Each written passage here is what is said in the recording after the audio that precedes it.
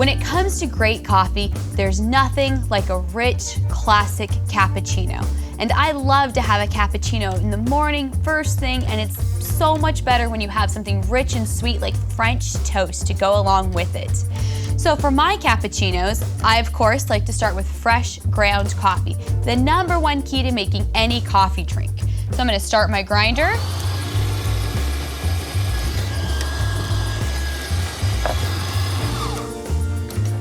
Okay, and I'm gonna get my milk going right now.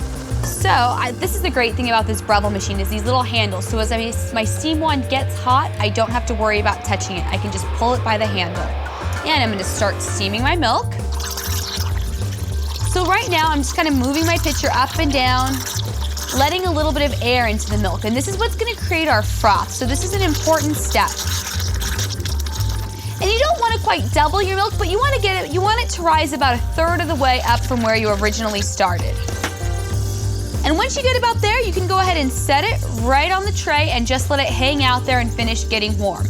Now, one of the keys to any great hot drink is don't overheat the milk. It gets burnt, it gets bitter, it gets nasty.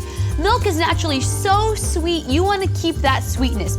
If you ever have to add sugar to your coffee, it might be because you're burning your milk. The sweetness from the milk should be plenty for the drink. So while that's finishing up, I'm gonna start adding my coffee to my portafilter. So I've got my coffee in, and now I'm gonna run my shot.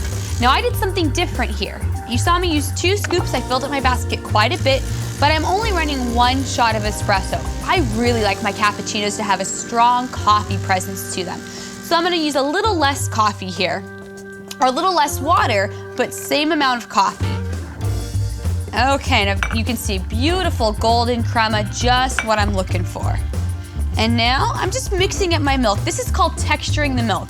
And the reason I'm doing this, you can see I've got a nice gloss to my milk, and that's what you want to see on top. You want it to kind of have a sheen about it. And we don't want to see any big bubbles. That's why we steamed our milk first. And we're just gonna pour it on in. And if you're lucky, every once in a while, you can even get a heart. And with these tips, you're 1 step closer to being a Breville barista.